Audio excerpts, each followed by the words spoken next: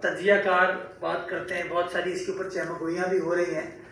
میں پہلے بھی ان چہمگوئیوں کی تردید کر چکا ہوں. ایک بار پھر آپ تمام دوستوں کے توسط سے یہ بتانا چاہوں گا تمام شہریوں سے مخاطب ہو کر کہ آج سے کوئی 15 روز پہلے کراچی شہر کے اندر جو پازیٹیوٹی ریشو ہے وہ 1% سے کم تھا، اور اگر پورے صوبے کی ہم بات کریں تو وہاں پر بھی تقریباً کوئی ½ پازیٹیوٹی ریشو تھا. لیکن پچھلے 15 روز میں کراچی شہر کا پازیٹیوٹی ریشو 1% سے بڑھ کر 15.5% پر پہنچ چکا ہے، اور اگر سارے صوبے کی بات کرتے ہیں تو تقریباً کوئی 6.5-7% تک پہنچ گیا ہے.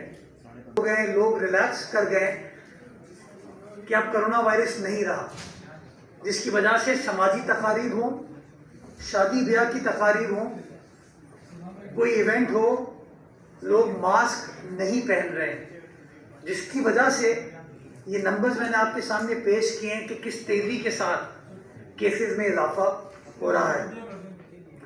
میں سمجھتا ہوں ہم تمام لوگوں کو اور بالخصوص میڈیا کو اپنے تمام چینلز پہ اس چیز کو ایک بار پھر، جس طرح ماضی میں آپ نے ہمارا ساتھ دیا تھا، لوگوں کو کنونس کرنے میں کہ احتیاط وہ واحد طریقہ ہے اس وبا سے بچنے کا، اور احتیاط یہ ماسک پہن کے آپ کر سکتے ہیں.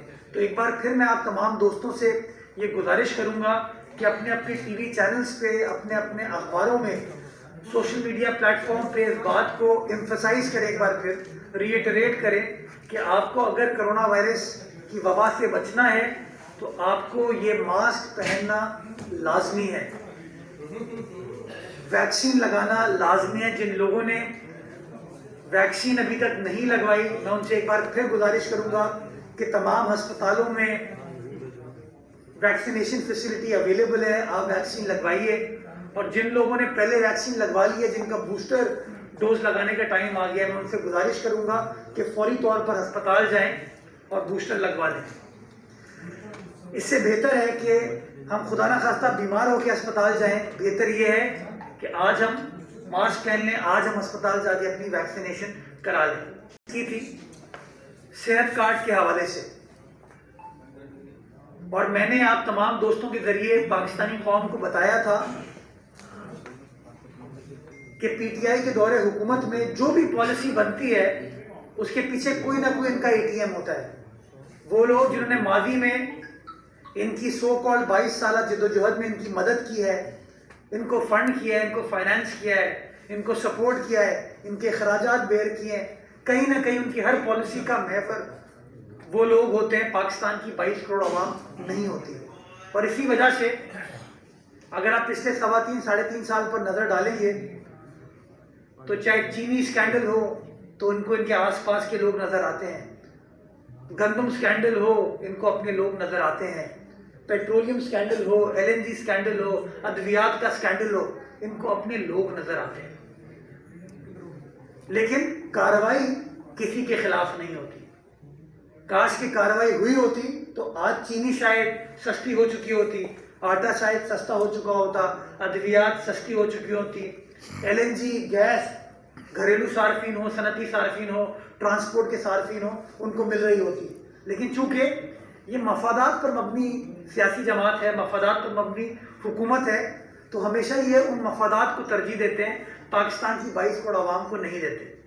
تو میں نے پچھلے دنوں اپنی پریس کانفرنس میں، تب تک فورن فنڈنگ کیس کی رپورٹ منظر عام پر نہیں آئی تھی، میں نے اس پریس کانفرنس میں یہ بتایا تھا کہ صحت کارڈ ایشو کرنے کا بنیادی مقصد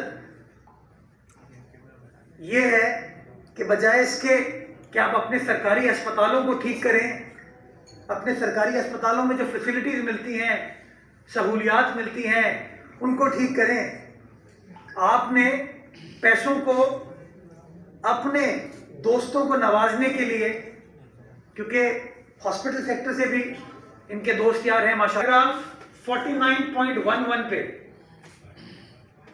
5 لوگوں کا ذکر ہے، 5 لوگوں کا ذکر ہے جنہوں نے ماضی میں پی ٹی آئی کو فنڈنگ دی.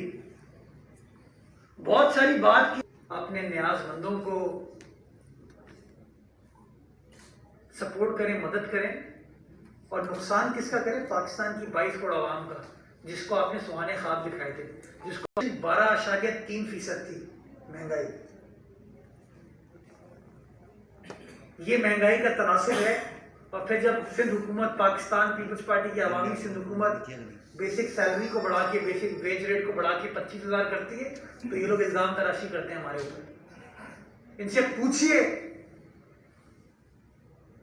کہ غریب آدمی کا کیسے گزارا ہو رہا ہے اس موجودہ مہنگائی میں، کیسے گزارا ہو رہا ہے؟ ان کے پاس کوئی سوال کا جواب نہیں ہوگا. پچھلے 1 سال میں گندم کی قیمت میں 20% اضافہ ہوا،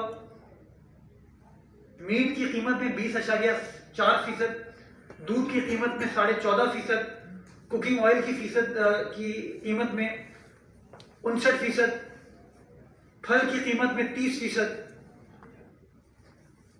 اور اگر پچھلے 3.5 سال پر آپ نظر ڈالتے ہیں، یعنی کہ اگست 2018 جب عمران خان صاحب برسر اقتدار آئے، اور 2021 دسمبر، تو فوڈ انفلیشن، کیونکہ وہ ایک عام آدمی سے پرٹین کرتا ہے، آپ سے مجھ سے پرٹین کرتا ہے، فوڈ انفلیشن میں 54.2% اضافہ ہوا ہے، 54.2% اضافہ ہوا ہے 3.5 سالہ عمران خان صاحب کی حکومت میں. لیکن پھر بھی یہ اپنی غلطی کو تسلیم نہیں کرتے. میں سمجھتا ہوں پچھلے 3.5 سالوں میں جو ان کے موبائل کے اسکرین شاٹس آئے ہیں، اور اس میں یہ باقاعدہ دھمکی دی گئی ہے کہ آنے والے اجلاس میں وہ سی ایم پر بلکہ اسپیکر پر بھی حملہ کریں گے. تو آپ نے کیا ایک متبلی بنائی ہے سی ایم جب اسمبلی میں آئیں گے، یا کس طرح اس کو پروٹیکٹ کریں گے؟ کوئی اس طرح کا اس کے تحفظ کے لیے کوئی پلان بنایا ہے؟ سب سے پہلے تو میں سمجھتا ہوں کہ میں مذمت کرنا چاہوں گا ان کے اس عمل کی. یہ اپنے آپ کو جمہوریت پسند کہتے ہیں، اپنے آپ کو، یہ اسٹریٹجی ہوتی ہے. کاش کے لوگ